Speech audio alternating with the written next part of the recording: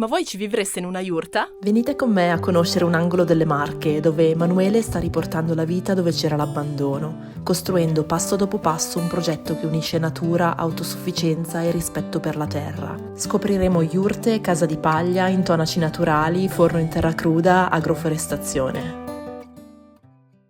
Amiche e amici, ben ritrovati sul canale. Sono quasi arrivata alla mia meta di oggi. Ho fatto quasi 7 ore di macchina in autostrada, ho attraversato tutta l'Italia, sono parecchio stanca, anche perché sono appena rientrata da circa una decina di giorni di viaggio di lavoro, e i viaggi di lavoro sono sempre molto impegnativi a livello fisico e mentale, ma ero molto motivata per questo piccolo viaggio in Italia, per farvi scoprire questa piccola realtà. Vi porto con me a conoscere Emanuele, che ha un progetto in permacultura sulle colline marchigiane. Ne so poco anch'io, so solo qualche accenno del suo progetto, quindi vengo qua proprio per conoscerlo un po' più in dettaglio e quindi lo conosceremo insieme. Andiamo.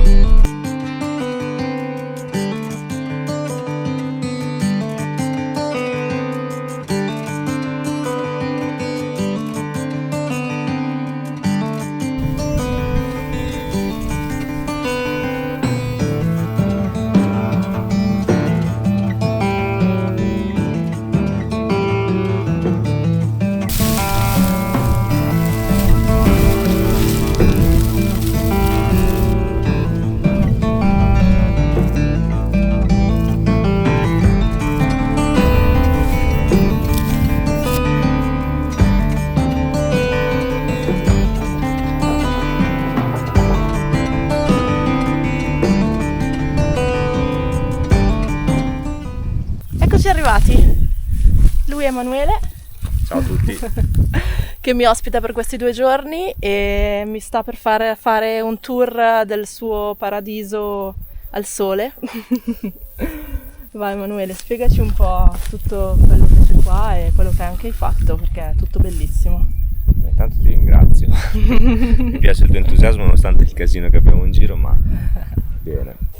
Dunque, qui siamo di fronte a un sistema agroforestale, ovvero un sistema di fare agricoltura attraverso la progettazione e la piantumazione di linee arboree, all'interno delle quali abbiamo inserito tante varietà di piante, tra cui piante da supporto, e che attraverso delle potature, insomma, delle azioni ben precise e mirate ci permetterà nel tempo di avere un suolo rigenerato e abbondanza di cibo che potrà essere utilizzato per la trasformazione e anche per sfamarci, quindi sarà, avrà varie funzioni.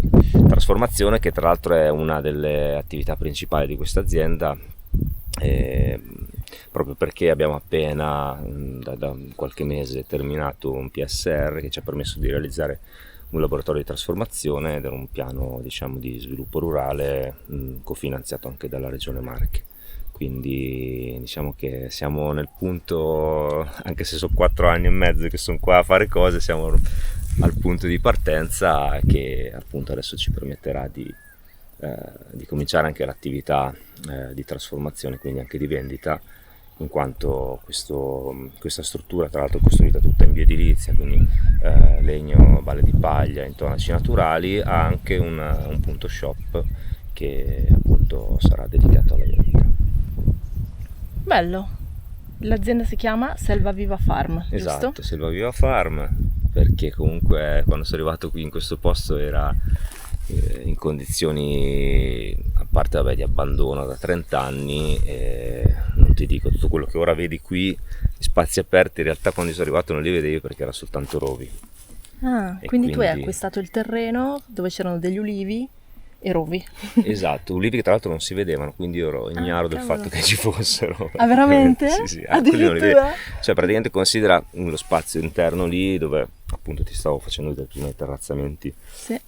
C'era praticamente una giungla e i poveri ulivi erano 7-8 metri con questi piccoli ciuffi all'estremità, perché sai l'ulivo ha bisogno di tanta luce, quindi ha sviluppato tanto in altezza e appunto c'erano le fronde finali che fuoriuscivano dalla giungla, e lì dopo mi sono reso conto che c'erano degli ulivi, cioè in realtà mi avevano detto che c'erano ma non si vedevano sostanzialmente. Pazzesco, difficile da immaginarlo. Sì, c'era questo stradellino che conduceva al rudere, poi di lì si apriva la parte della vallata che dava sul tramonto, la parte ovest, che proprio quel tramonto e quell'energia che ho sentito in quel momento mi ha detto fermati qui. Sì. Perché se fosse stato per il contesto ti assicuro che non era convincente. No, c'era da scappare, diciamo, dai, veramente dalla. E appunto, no, quel concetto di selva è rimasto dentro, e allora dandogli vita, Selva Viva Farm. Selva perché comunque tanto selvatico l'abbiamo mantenuto, perché è una risorsa alla fine, no? Quindi anche tanti prugnoli, che sono una delle piante più, diciamo, più frequenti qui in questo terreno, sono molto utili. Oltre a puoi farci marmellate, gemmoderivati, tantissime cose, sono anche utili per innestare piante da frutto. Quindi le usi come porta innesto? Sì, alcune le abbiamo innestate. Selvatico, esatto, alcune le abbiamo innestate come prova così, e diciamo che è una delle possibilità che ci sono, ecco. Tanto per dire che il selvatico, che viene considerato da tutti come sporco, in realtà è una grande risorsa anche per la fauna, per tutto, insomma, quello che fa parte del contesto dell'ecosistema. Spiegaci il sistema agroforestale, che alcune persone magari non lo conoscono. Allora, come si può vedere su questa linea, intanto la cosa che salta subito all'occhio sono queste grandi pacciamature, no? E questo proprio perché la pacciamatura è un po', diciamo, l'ABC della rigenerazione, in quanto ci permette di trattenere l'umidità nel suolo e quindi di evitare l'evapotraspirazione.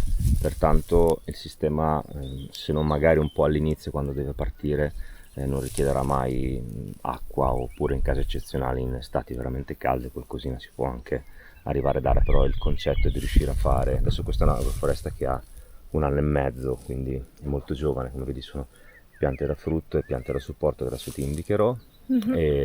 Però il concetto è che nel momento in cui si creeranno queste linee d'ombra, oltre alle pacciamature e alla materia organica che creeremo attraverso gli sfalci e le potature delle piante da supporto, il sistema poi comincerà ad andare da solo e non avrà più bisogno, diciamo, di ulteriori pacciamature, perché saranno sufficienti quelle che realizzeremo attraverso gli sfalci e le potature delle piante da supporto. Però intanto che è ancora giovane, nei primi 3 anni, che è la fase di colonizzazione dove le piante devono in qualche modo cominciare ad attecchire bene, a creare radice, in questa fase di colonizzazione abbiamo bisogno di seguirla un pochino.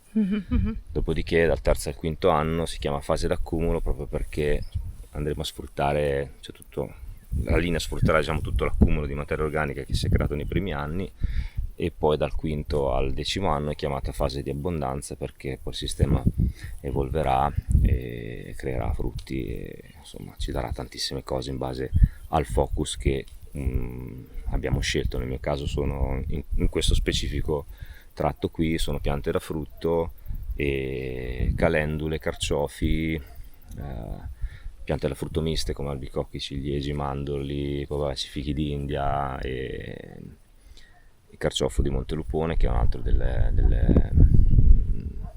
diciamo cose tipiche di questo posto, da cui prende il nome, carciofo di Montelupone, che è una varietà, tra l'altro un presidio slow food. E poi niente, abbiamo, vedi, ogni metro piante da supporto, come in questo caso sambuchi, che appunto abbiamo fatto da talea e stanno cominciando a sviluppare adesso in questo anno. Poi dopo la loro crescita è molto rapida. Poi magari ti farò vedere, se abbiamo tempo, anche l'agroforesta di 2 anni, dove vedrai proprio dei sambuchi esplosi di 2-3 metri. Infatti già quelli ci stanno creando tantissima materia organica.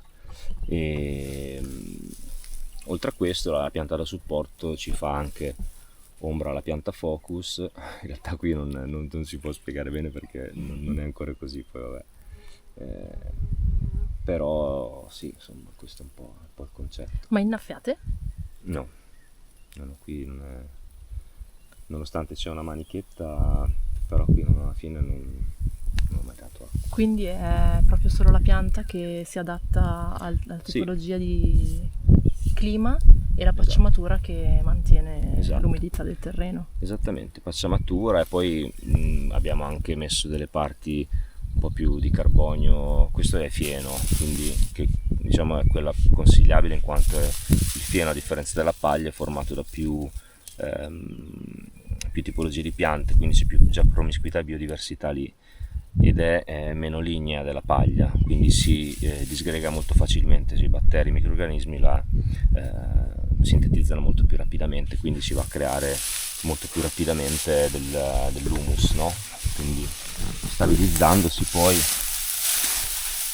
l'humus tratterà tanta acqua, e adesso qui in realtà è un po' dura, però se te metti la mano sotto senti che è fresco comunque.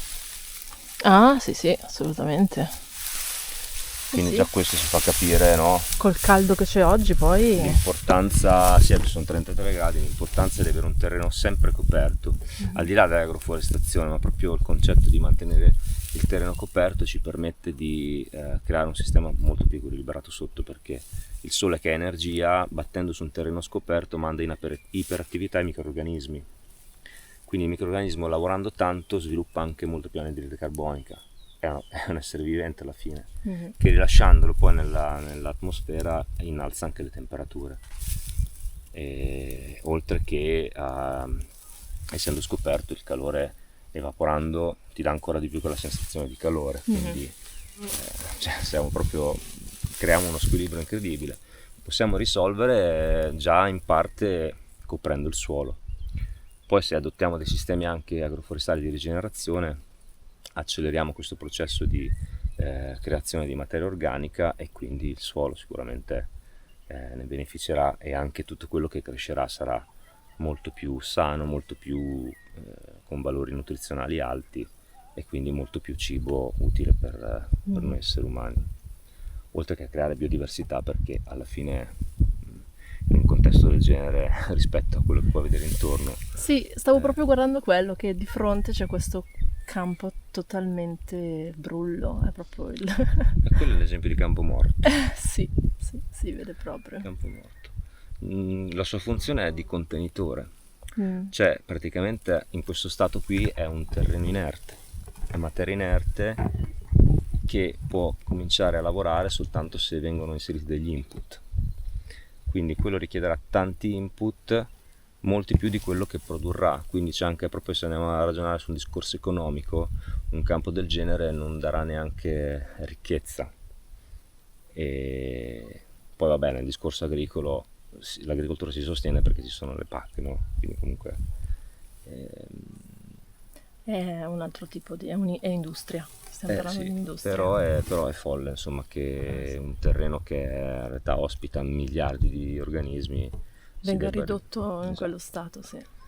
Poi vabbè, questo sono punti di vista, no? Cioè, piuttosto che star lì a perdere tempo e a giudicarlo un concetto del genere, preferisco fare nel mio contesto, creare delle cose che possano funzionare e poi magari esporle come modello, che in realtà si può anche fare su larga scala, un sistema del genere, meccanizzandolo. Quindi per noi adesso l'importante è riuscire a farlo funzionare e a dimostrare che è possibile farlo. Già, ad esempio in Sud America lo fanno anche su centinaia di ettari, il sistema agroforestale, chiaramente con mezzi meccanici.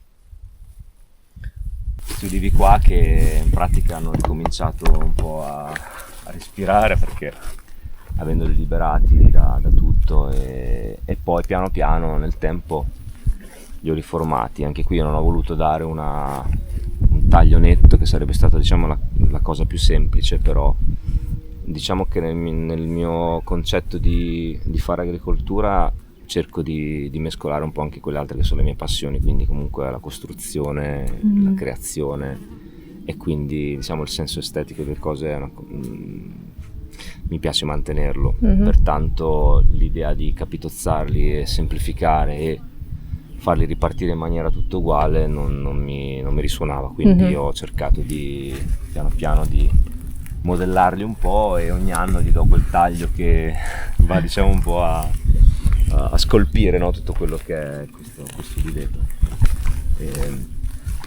Poi vabbè, qui si sta fatto l'altro lavoro di quest'anno appunto per risolvere un po' il problema idrogeologico, perché essendo stato progettato male st'uliveto, nel tempo, negli anni, le piogge eccetera hanno dilavato i camminamenti Terreno. e quindi proprio era tutto affossato. C'erano soltanto gli ulivi un pochino più in rialzo, perché chiaramente le radici trattengono terra. Questa è un'altra delle cose importanti da considerare, che non bisogna, specialmente sui terreni collinari, estirpare tutto, perché poi le forti piogge dilavano e ogni anno perdiamo migliaia di tonnellate di terra che va a finire nei fossi, e anche questo va a creare il problema dell'innalzamento, no, dei fiumi, e vabbè, inquinamento e tutto quello che ne consegue. Quindi vabbè, chiusa questa parentesi, appunto ha eroso i camminamenti, e visto che c'era una parte che dovevo sbancalare di terra, ho cominciato a plasmare un po' queste terrazze, che poi saranno anche utili per il discorso agricamping. Infatti saranno anche piccole piazzole bellissimo. dove poter campeggiare. Poi adesso Qua è perfetto. sì, qua anche sotto. E poi beh, l'altra cosa, adesso non so se riuscirò quest'estate, ma si farà una bella doccia nell'uliveto in fondo, un altro bagno sempre a secco, e questo è, insomma. Terrazze fatte tutte a mano. da mano sì. Piano piano, sì, per capire come costruirla, ecco, quindi anche quello. Cioè in permacultura la cosa importante è l'osservazione. È chiaro, se c'è la possibilità, anche quella di utilizzare mezzi che ti accelerino il lavoro laddove c'è la possibilità. Certo, ovviamente. Nel caso non c'era. E questo vabbè, ad ogni modo mi ha permesso di realizzarli anche un pochino, osservando di più e capendo un pochino come plasmarli. Hai detto che le fate sulle curve di livello. Sono sulle curve, sì, sulle isometriche, esatto. All'incirca, insomma, Seguendo le curve. seguendo le curve, sì. Questo ci permette appunto di rallentare l'acqua, di trattenerla, insomma, di far sì che invece che perderla insieme alla terra vada più a beneficio delle piante, degli ulivi, ma anche di un discorso di tutto quello che insomma si sta creando intorno. Poi vabbè, ho fatto un rierbimento con della roba molto rustica. Questa l'hai piantata? L'ho seminata, sì. Ok. Infatti adesso sta un po' seccando, vedi, da dove non c'è il sole un pochino sta. Però bellina. Però, dai. capito, fa la sua coperturina e c'è il suo perché, insomma. No, è bellissimo in realtà adesso questo che ci siamo entrati, questo uliveto è fantastico. Sì, piano piano, dai, si sta. Sì. Considera, ti faccio vedere questo. Immaginati, questo è uno di quelli che ho un attimo ripreso quest'anno. Cioè, vedi che pallida la luce che erano. E sotto tutto spoglio, chiaramente, perché era avvinghiato da piante. Sì, poi loro cercavano la luce e andavano su in altezza, Esattamente, immagino. sì, tutti in altezza, e adesso piano piano accorciandoli, aprendoli intorno, stanno cominciando a ricacciare anche nelle parti più basse. Questo ci permette anche, Sì. oltre che a raccogliere in maniera più semplice, anche di fare un pochino più di ombra, ecco. Perché poi la raccolta la farai a mano anche Sì, qua. raccolta a mano, sì. Comunque sono una cinquantina di piante e dai, così si fa bene, 2 o 3 amici. Sì. Sì, riusciamo a farcela. Accogli anche workaway e woofers, giusto? Sì, esatto, principalmente sì. Se vi interessa potete venire a trovarlo. Ci sono un sacco di cose da fare, dalla bioedilizia alla parte agricola, però sempre divertendoci, comunque con ritmi blandi. Non guardate i miei, perché i miei ritmi sono disumani, però per chi viene i ritmi sono abbastanza assolutamente dettati dai vostri tempi, ecco. Quindi cerco sempre di lasciare libertà Insomma, non li sfrutti. No, assolutamente. Anzi, la cosa bella secondo me del volontariato che si fa, al di là dell'aiuto, che chiaramente è preziosissimo, ma è molto lo scambio e la condivisione, no? Certo. Quindi insomma, finora in 2 anni e mezzo è arrivata gente un po' da tante parti del mondo, e quindi ti portano oltre all'aiuto anche, diciamo, Lo scambio di conoscenze, di idee, esatto, di esattamente, sì. storie anche. Assolutamente. Allora, questo è il laboratorio di cui si parlava prima, realizzato, è ancora a terminare. Partiamo da questo che vedete non è una trovata scenica, bensì si chiama cannucciato porta intonaco, arella porta intonaco. Con le puntine si attacca al legno e ci permette di intonacare senza che l'intonaco caschi, perché ha questo aggrappante, quindi si va a insinuare, diciamo, all'interno delle cannette e resta attaccato. Questa struttura è super efficiente perché è realizzata in balle di paglia, quindi la tamponatura e, diciamo, tutta la parte coibente è realizzata con queste balle di paglia che vengono interposte tra un montante e l'altro e pressate, ok? E dopodiché abbiamo chiuso con 2 strati di tavolato che funge anche da controvento. Il tetto è un tetto verde, adesso non si vede, però è Poi lo faccio vedere dopo. che sta, diciamo, cominciando a inverdirsi con delle piante semigrasse che abbiamo messo e vabbè, non è fatto in maniera tradizionale, appunto l'idea di averci anche un tetto verde che creasse meno impatto possibile, magari perché lo vede dall'alto.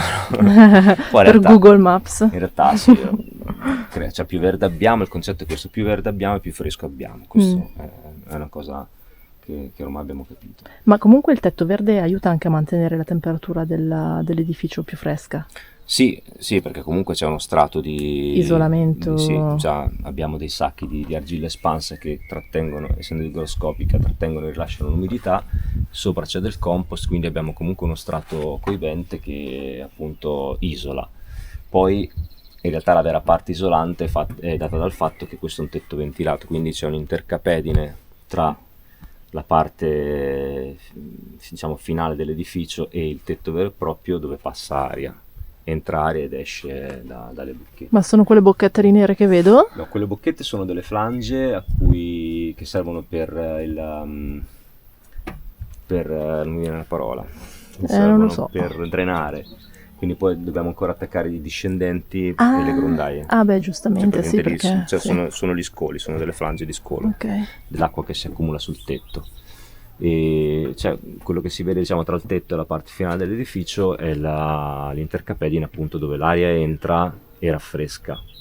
Poi comunque questo è molto alto, se vedi, no? Però essendo fatto in balle di paglia devi considerare che anche il soffitto ha uno strato di 50 cm che è lo spessore della balla, che quello è il vero e proprio isolamento. Sì. Questo ci permette di mantenere una temperatura costante sia d'estate che d'inverno, quindi si raffresca rapidamente e si riscalda rapidamente. Se poi adesso vabbè dovremo fare anche un sistema anche qui di isolare un po' il vetro, perché ci fa un po' di effetto serra in realtà, quindi sta scaldando un pochino più di quello che dovrebbe, però basta farci una pellicola. Comunque no, l'idea in realtà poi sarà di fare un pergolato, Sì, che ho qui dove capito. vedi che ho torto la terra, Pergolato verde di sì, con rampicanti. di rampicanti, esatto, che perlomeno, perché d'inverno abbiamo bisogno della luce che ci entra e scalda, ok? Sì, Se andiamo a sì. mettere le pellicole, il problema è che poi dopo d'inverno comunque quel po' di sole che prendiamo da sud lo perdiamo, perché già più bassa l'inclinazione e d'inverno abbiamo bisogno di un po' di caldino che entri. E qua viene poi dove sto spianando, viene una pedana che sarà tutto uno spazio fruibile per tavoli, degustazioni, tutta la parte, diciamo, di assaggio del prodotto e magari anche la possibilità di bersi un cocktail. Con le erbe coltivate Esatto. nei vostri campi. Esatto. Cocktail alla lavanda direi che suona bene. Mojito alla lavanda si può fare tutto, questo è un dato di fatto. Dentro vabbè, siamo ancora nelle fasi finali, stiamo finendo di allestirlo con tutti questi banchi di acciaio, c'è un po' di confusione però. Allora le pareti sono tutte in coccio pesto, ovviamente abbiamo degli intonaci in terre crude, e abbiamo fatto questo esperimento del coccio pesto che generalmente è fatto di... Oh, wow. con il legante viene utilizzata la calce e non dovrebbe mai legata con un legante diverso come in questo caso, perché sotto la parte grezza è in terra cruda, quindi abbiamo usato barbollettina. E allora abbiamo fatto un coccio pesto sperimentale ibrido dove abbiamo messo sia grassetto di calce che barbottina. Quindi... Ok, la barbottina sai che non so cos'è. E la barbottina sarebbe, poi dopo ti faccio vedere come si fa, Sì? è l'argilla che si pesca dal suolo e con aggiunta di acqua e schiacciata ci crea questa poltiglia che poi nella giusta, diciamo, consistenza viene utilizzata come legante nella marca dell'intonaco in terra cruda. Ok. Quindi avete fatto calce, barbottina e vabbè, sabbia. E sabbia. No, coccio pesto. Quindi sì, coppi tritati, esatto. E sopra invece terra cruda, totalmente barbottina e pigmento e sabbia fina.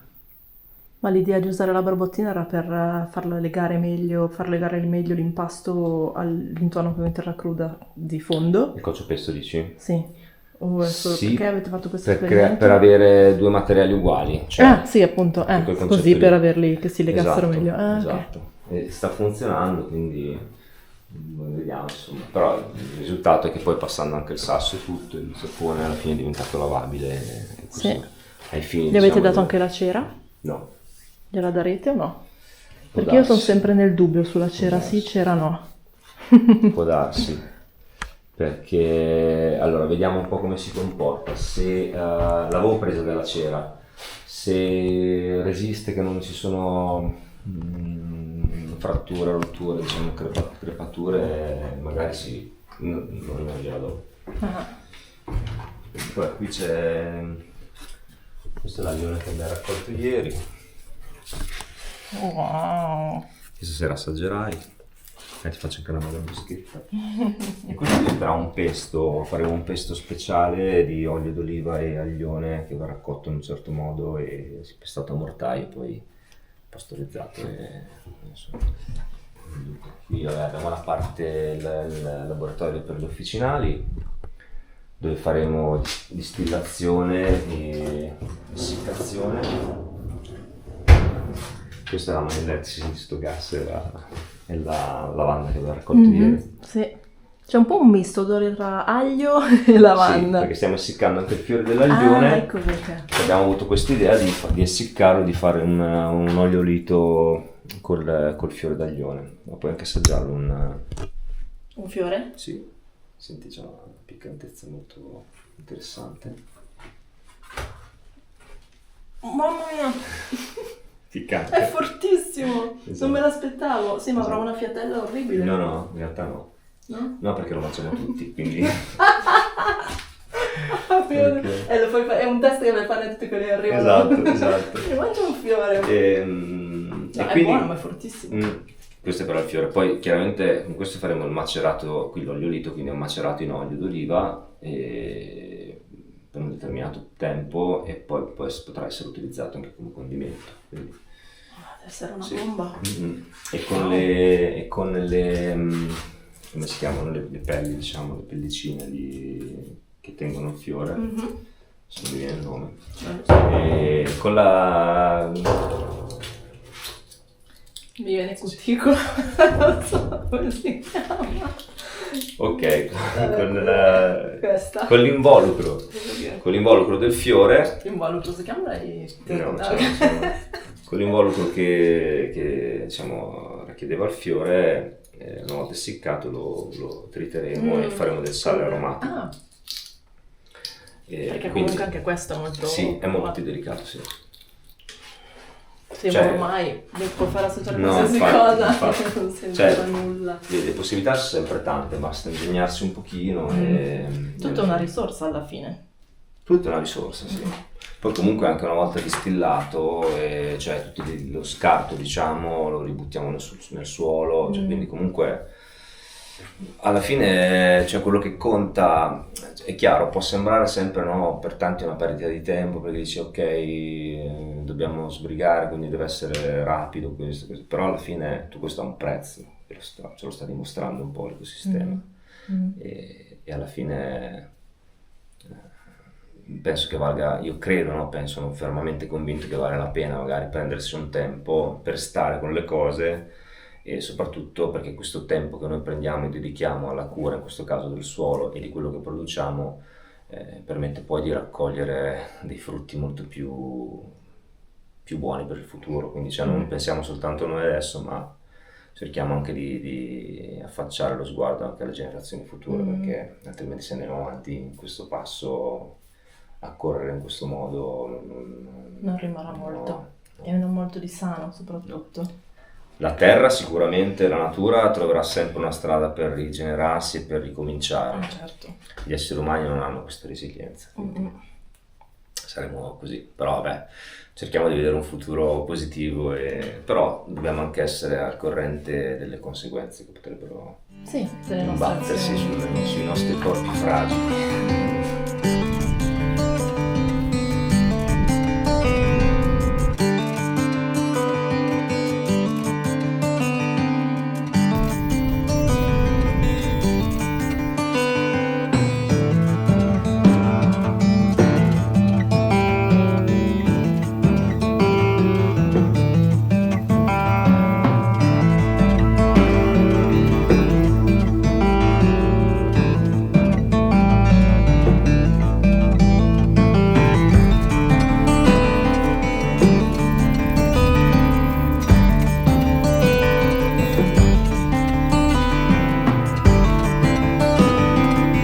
Allora, io sono una grande appassionata di forni in terra cruda e qua ne abbiamo uno che ha costruito con un corso. Avete fatto un corso? Sì, abbiamo fatto un corso insieme all'amico e fratello Tommaso Bazzecchi, che è esperto di forni, e questo corso, come tutti i corsi che realizziamo qui o in altri posti con scuola praticante, ci danno la possibilità di imparare tecniche che poi possiamo replicare o reinsegnare, e quindi diciamo che creiamo una catena virtuosa, e più conoscenze riusciamo a riportare in auge, più capacità riacquisiamo, e più potere riacquistiamo e più libertà riacquistiamo, perché alla fine il concetto è anche un po' quello, no?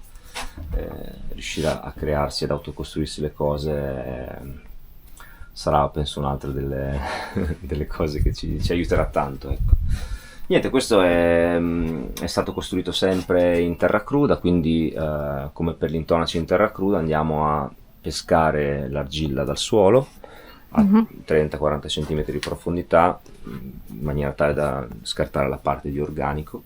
La rendiamo morbida, quindi con aggiunta di acqua, e in questo caso abbiamo creato questo impasto che si chiama cob, che è una malta di argilla, quindi barbottina, sabbia e qualche filo di paglia.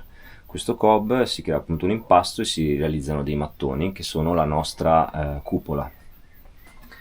E poi vabbè, non spiego tutto il procedimento perché è un po' lungo, ma comunque vabbè, si è fatta la base di mattoni refrattari, si è creato uno stampo all'interno, e su questo stampo siamo andati a costruire la struttura appunto con il cob, e dopodiché abbiamo svuotato l'interno, dato fuoco subito in maniera che la terra cruda diventasse terracotta, infatti ha pietrificato ed è 4 anni che è qui bello, no, ancora 4 no, però 3 anni che è qui bello solido, e abbiamo fatto tantissime feste, tantissime pizze, tantissime cose, e poi mi appassiona tantissimo la parte di cucina.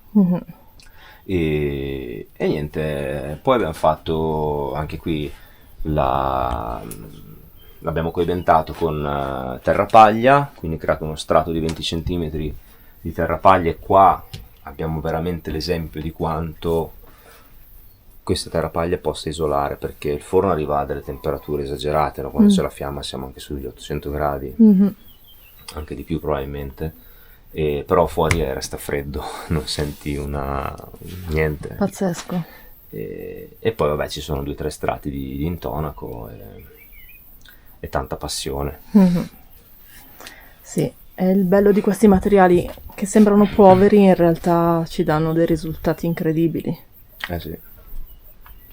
Sì, se pensiamo che ci sono ancora dei reperti di forni antichi che possono funzionare benissimo, se magari bisogna di qualche restauro, però questo ci fa capire come la terra ci dava già un po' tutto, e soprattutto la qualità che ci dà, no? Anche nella resistenza dei materiali, e soprattutto nella qualità dei cibi che andiamo a cuocere, perché cuocere un cibo in un termos,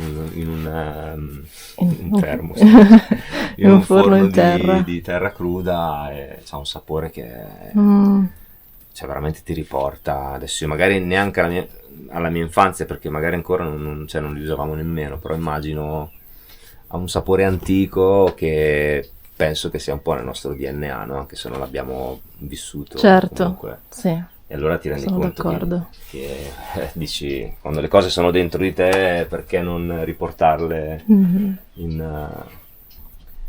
superficie?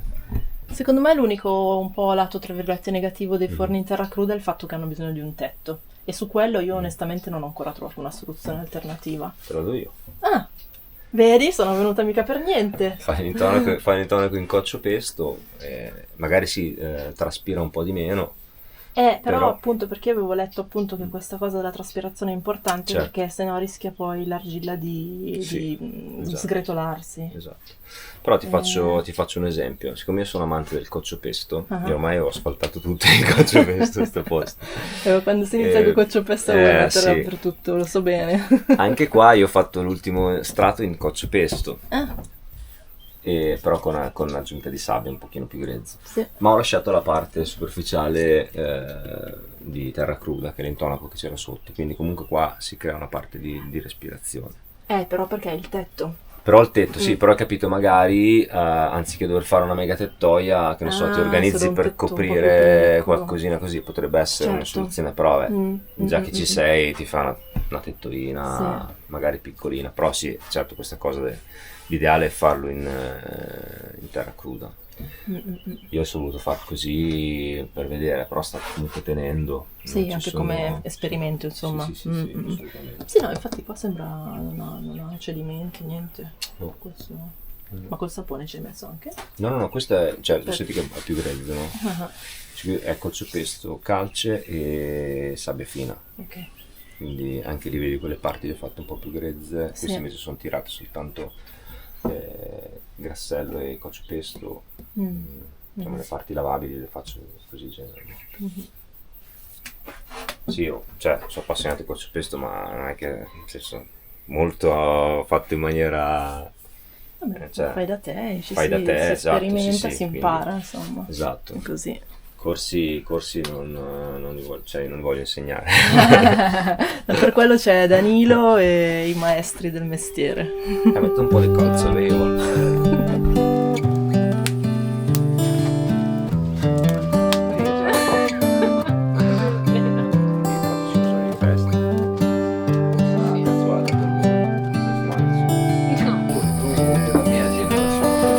Già lì c'è un chilo, vai, un po' di più.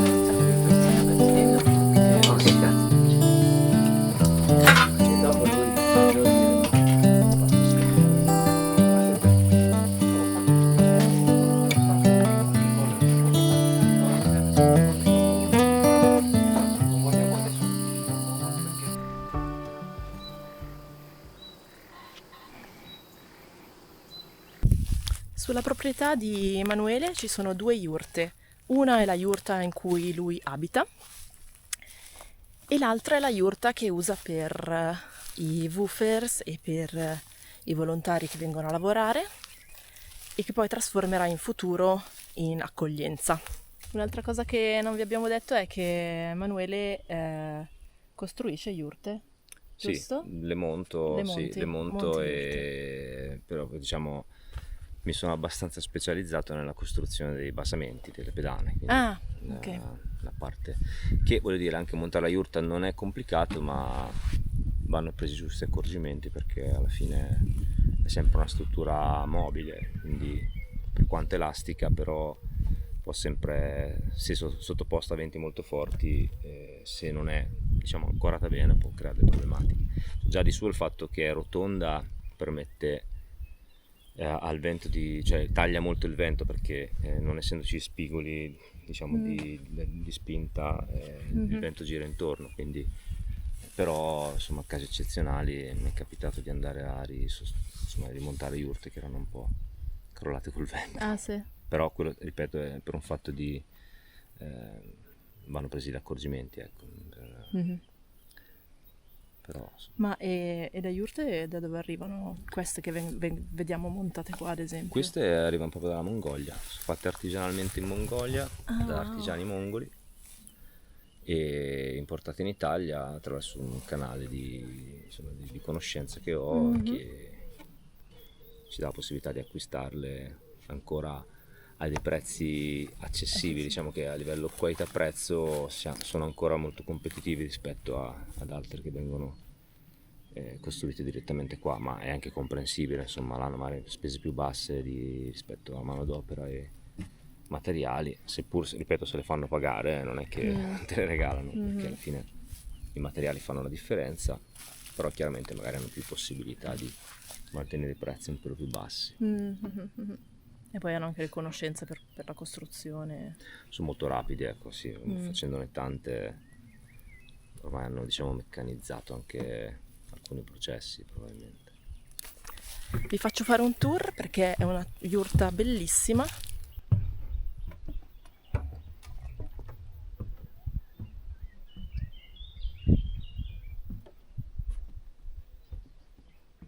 Qua i lavori sono sempre in corso, quindi c'è ancora la scala in mezzo perché oggi hanno provato a sistemare la reazione per far circolare meglio l'aria, perché ovviamente qua il sole è molto forte e stanno cercando delle soluzioni per far raffreddare la yurta nel periodo estivo ancora di più di quanto non lo sia già.